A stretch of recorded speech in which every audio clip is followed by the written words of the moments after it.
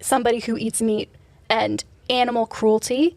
They are two separate things. I do think that slaughter is animal cruelty. Cutting off an animal's head is more harmful to them than kicking them one time. We are much smarter than animals, but I just don't think that that's an excuse to be violent towards them if we don't have to, because I feel like that's a form of ableism to say that, well, they're not as smart as us, therefore we can take their lives.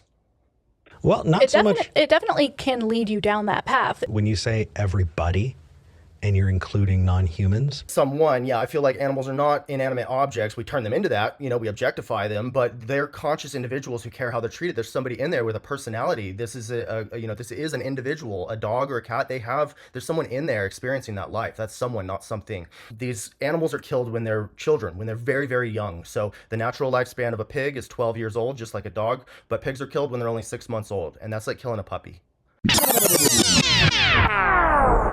Okay. I kind of want to get into one of the veganism callers. Yeah, let's do it. Oh my gosh, we lost one or two, and we have one or two. Why don't we go with Chase in Idaho? Wants to discuss animal rights and veganism. That feels broad, but I don't know. It could be fun. Chase, you're live with Eric and B. Hello, my friends. Thanks for having me. I'm a super fan. I've been following y'all for like 3 years. I got your got your poster on my wall and everything. Just kidding. Damn. All right. Even if we're meat eaters. Yeah, I love everybody. Wow, that's incredibly sweet. I already think this call is going to go very different than I thought. What did you want to talk about? Okay, cool. So, yeah, I don't want to, I know this can be like a tough conversation and stuff. I want to keep all of our defenses low and have a good time and everything. I just want to explain my position and answer any questions you have. I'm not trying to convert you right here and now, just trying to give you some insights. As long as we can have a back and forth about it that is useful for listeners, I'm in. What do you got? Okay, cool. So, yeah, basically,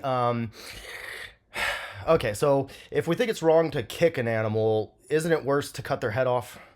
So like, I feel like if we get kicked, whether it's a dog or a pig or a person, if we get kicked, we're going to have a bruise. Like if it's just one kick, you're going to have a bruise, but you're going to get over it in a few days. It shouldn't have happened to you, but it's better than having your head cut off. Even if it's a quick and painless death, right? Like if you're sleeping and somebody shoots you in the head, no pain, no fear, but our whole life has been taken from us. All of our friends and family relationships, all the future enjoyment we would have had, just snuffed out, right? So that's one point that I'll make. I don't know if you want to address that before I ramble on.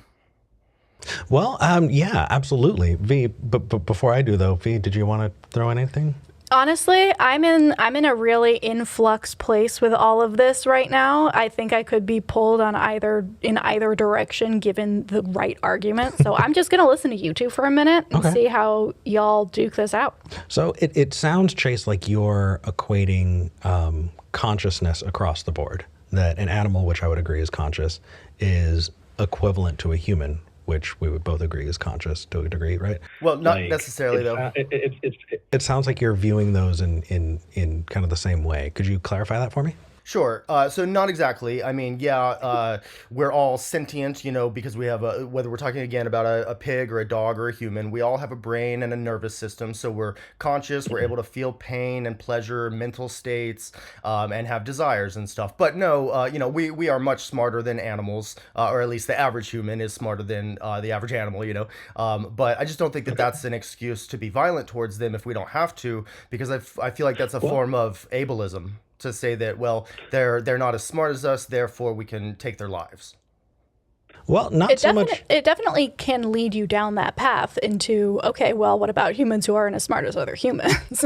In which case, that's a problem. I mean, I would want to approach this from the speciesism place, because do I think that a lion on the savannah that kills a gazelle is behaving in an immoral way? No. And if that's the case, then do you think that humans are somehow special apart from other animals that, like coming from a Christian background, that's what I was told, is that we were very unique, separate, that we had souls and that we were the stewards of the land and of the animals, and that we needed to behave in this parental way. And the more and more I look into it, the more I realize we're just fucking animals. So I kind of want to ask where that sits for you, because it sounds like your argument is leading one way. Yeah, exactly. So yeah, so this draws into the difference between moral agents and moral patients.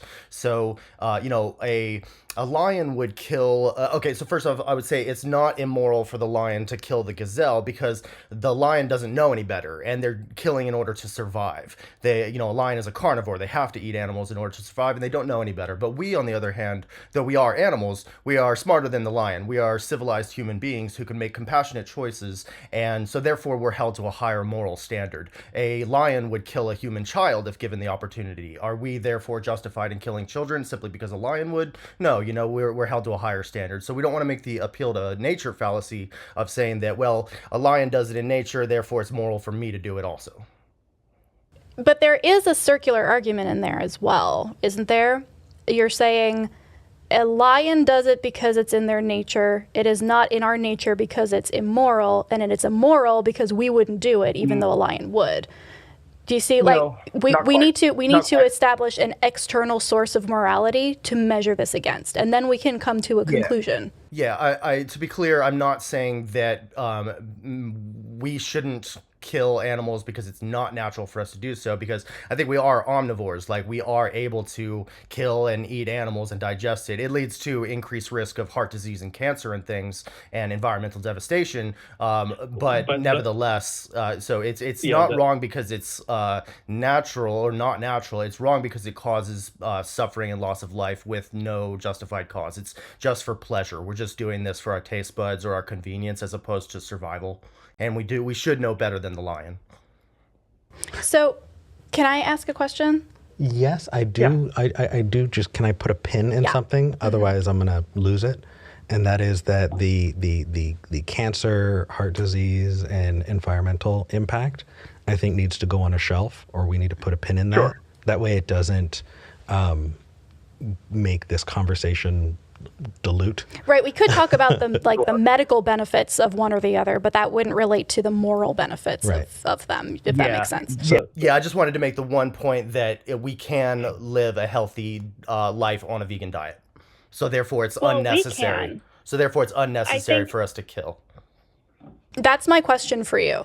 My question is this contextual? Because, for example, Inuit people who live up in the friggin' frozen ass wilderness, have to eat meat and subsist very largely on animal product, not only for food, but for clothing and for housing in order to survive. Do they need to be vegans? Right. So the thing is if your survival is dependent on it, it's a very different situation. Part of my survival does include killing animals. Like walking across the street, I step on some bugs on accident, or in the harvesting of vegan food, some little critters in the fields get killed, and that sucks. And we're trying to avoid that as much as possible. But yeah, just because we can't be perfect doesn't mean we shouldn't try to minimize the amount of harm we cause. And the people who, so if you don't have access to vegan food, then you're not our target audience. And we would want to try to get vegan food to you so that you don't need to hurt animals to live. But yeah, I just don't think that, it justifies us, paying someone to stab a pig for bacon when we could just eat rice, pasta, fruits, vegetables, seeds, nuts, beans, bread, vegan burgers, vegan bacon, etc. Okay, so I feel like the argument here has shifted from eating animals is always bad to... I never said that. Right. So off-sourcing the killing of animals to an industrial complex when we have other options is bad.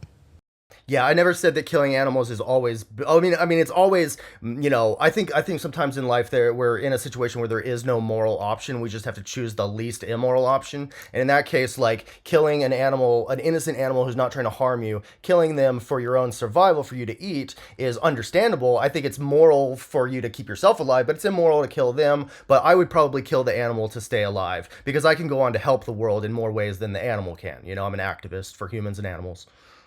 So there are, or if you're being attacked, if you're being attacked by a human or an animal, you have the right to defend yourself. Ideally, use non-lethal violence if you can, or just run away. But if you have to kill in order to survive, go for it. Would you eat a human in order to survive? Would Maybe, you hunt yeah. and kill a human? Yeah, it would probably depend on the human, like there's some humans I might be willing to die for, whereas some humans, like a serial killer, yeah, sure, I'll take his life and eat him if I have to. No, not necessarily a serial killer. Just like, hey, I'm starving. The only option is to go out with a bow and arrow and hunt a person. Would you do that? Sure. Wow. Well, it's that Okay. thing of, again, it's, At least you're well, it's the consistent. question of, That's like, all I'm it's the asking. question of- I got you, and I'm trying to answer. It's the question of would I versus do I think it's moral? Because I'm not exactly sure what I would do in that situation, but morally speaking, it's the same kind of thing. I think it would be an immoral act, a violation of their rights for me to kill them, but it would be at least understandable because I was doing it for my own survival as opposed to just for a taste bud. A taste bud. So Okay. I have a question, but it is going in a different direction, and I don't want to like. No, there- I'm good. Okay. You can continue. So, I guess the next place I want to go, and I know that we have a lot of callers, but I do just want to like hit this, otherwise it's going to sit with me. It sounds like we are gatekeeping morality behind a paywall, and I kind of want to explore that a little bit, because it sounds to me, as I'm kind of listening and parsing this out, it sounds like for those who do not have access to, a vegan diet, or for those people who cannot afford vegan options, you're withholding moral judgment. And for those people who do have that access, then there is a moral judgment. And it feels kind of... Sorry, go ahead. No, it's okay. It almost feels like a kind of a infantilizing by class kind of thing. That like, if you can afford to be more moral, then we're going to hold you to that higher standard. But if you're poor... Well, I mean, to be fair, we do that with other things. We say if you're making $1 billion, you have an obligation to not make $1 billion anymore and give that to charity, as opposed to like... Yeah, and I'm not like necessarily coming at it from the opposing that view. I don't have enough time and experience exploring those ideas, and it feels really uncomfortable. And that's kind of why I'm like, I want to talk about this. What's your take on it, Chase? Thanks. No, it's a good point. So I think maybe what you're trying to talk about is the soft bigotry of low expectations, maybe. But Chase, that true? is fucking. Oh, say that. The soft bigotry of low expectation. Can we write that down? I'm way ahead of you. I am using that. That is that. I like that language. That damn. Okay. Chase, please continue. Well, I just stole the quote from someone else, so don't give me credit. But so the soft bigotry of low expectations is, I don't think what I'm doing right here, because that would be to say that if I was doing that, it would be to say, oh, these Inuit people that you were talking about, they are too ignorant to understand morality, and therefore they're exempt. That's not what I'm saying. I'm saying many of them probably want to live a life where they don't have to hurt animals, because many Inuit people are good people who are nice to their friends and family and fellow tribes people and stuff, but they're in a situation where they have no other option, and so that's why the rules are a little bit different. But if they were, does that make sense? So I mean, it's making a big assumption about the objectivity of your morality, I think. It's definitely coming off as you are trying to be as charitable to other people, given your understanding of how things should be. Like I think that when you have people who will look at animals and go, that is other, that does not fit into the same category, then they won't view animals the same way they view friends and family.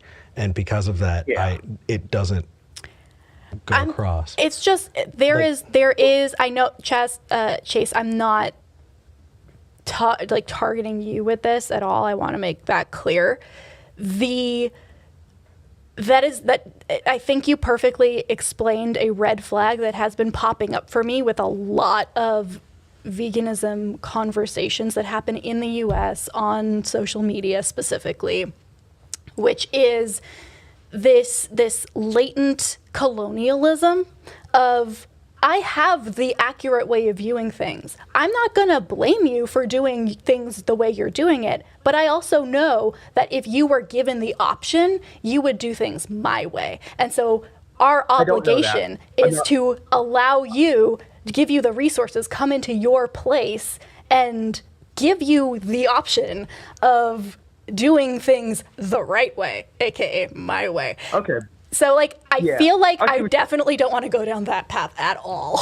And I'm definitely anti-colonialism and stuff. It's just, we're talking about issues of animal cruelty and stuff, and I'm not trying to assume that every indigenous, that every Inuit tribe person would want to stop eating animals if I just, gave them a vegan burger or something. Some of them would, though. Like, that's the thing. Like, a lot of people, and I'd rather keep it focused more on us, in this country instead, but, like, most people are against animal cruelty. And most people don't want to hurt an animal or kill an animal or see it happen even. And that's what I'm just trying to help them to realize, that this is just in alignment with our own values. I ate animals for 26 years and I never really thought about this because it wasn't, I wasn't confronted with it or educated about it. But like when we were talking about speciesism, I think that, so speciesism is similar to racism and sexism. It's discrimination based on what species somebody's born into.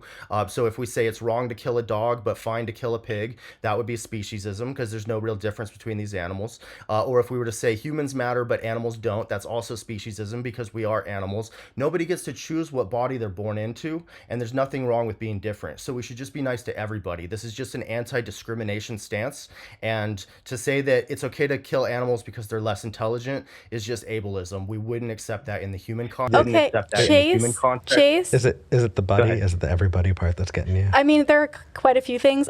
I'm wondering who you're arguing with here, because it's not neither of us. We've already established that a lot of the things that we actually agree on a lot of things. So like, let's not go down the straw man route. Yeah, we're not saying only humans. Just trying to make my. Yeah, I wasn't trying to straw man or anything. I was just trying to clear up exactly what our philosophy is.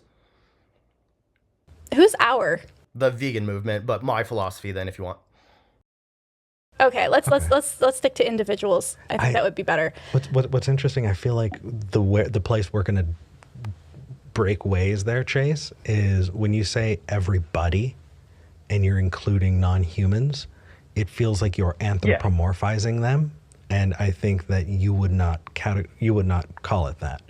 And I feel like I do have an example, and that is raising chickens. For people who have raised chickens and killed chickens, I just don't view them with the same respect that I do other animals. I don't. I think that they have personalities. They live by the sword and they will die by Yeah, why is that? I think that they have.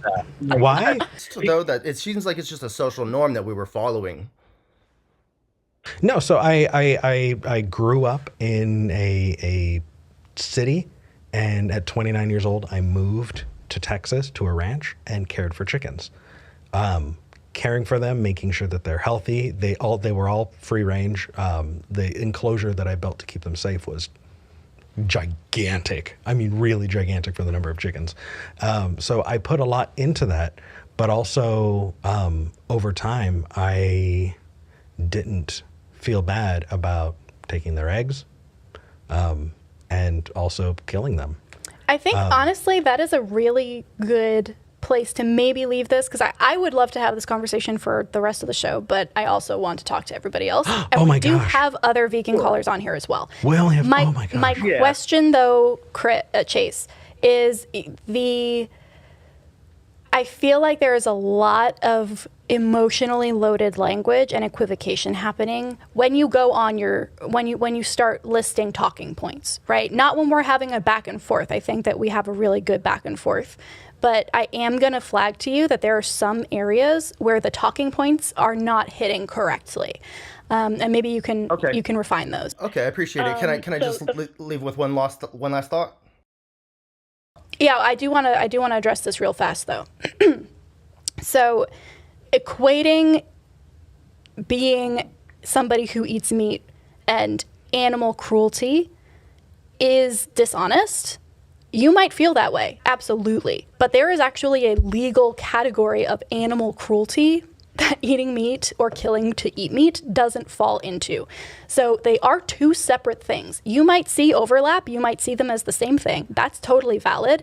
But when you use that equivocation to other people, that could come off as disingenuous. So make sure that you're not doing that. Okay, I understand. And also, the other thing that I would say is, let's talk about whether or not we should be eating honey or, Parmesan cheese, because really, I could get down with vegetarianism probably pretty easily. Like, I eat meat maybe once a week, maybe twice, usually poultry or fish. And so, like, I could probably get down with pescatarianism, with vegetarianism. And when we talk about killing animals and, murdering them, it becomes this very fraught thing that a lot of people will agree with, but veganism is a lot more than that, right? And so why don't we have those conversations? Is it because there is a lot to be gained by jump-starting people's emotions in the "are you murdering animals" sense, as opposed to the more, hey, should we be eating honey? Because here is what goes into getting honey from commercialized, honeybee farms or whatever, right? Like, let's diversify this conversation and maybe differentiate between animal rights and veganism specifically, which is a lot more than just don't eat animals. Right, but the reason that veganism is about animal rights, it's a moral philosophy, and so animals are killed for the production of eggs and dairy and honey, and that's why we're against it. That's the whole point of it. But like, so animals are killed for the production of honey? Yeah, and you can just check out some YouTube videos. I don't want to spend too much time on that right now, like, because we're running out of time and stuff. But like, so I guess the last things I wanted to say just was that when we're talking about like someone, I feel like animals are not inanimate objects. We turn them into that, we objectify them, but they're conscious individuals who care how they're treated. There's somebody in there with a personality. This is this is an individual, a dog or a cat. There's someone in there experiencing that life. That's someone, not something.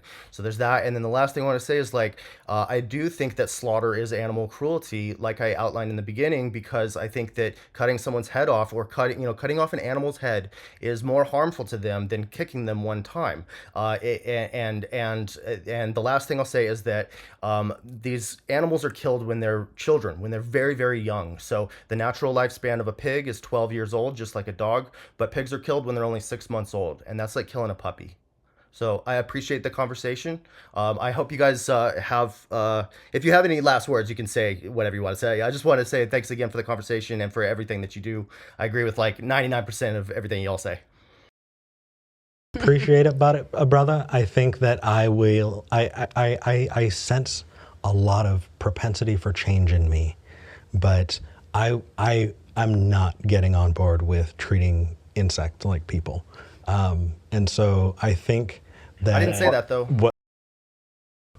Okay, so let's move on. Yeah. Chase, we can tell that you care about this very much, that you are a very compassionate and sympathetic person, and that those are all good things.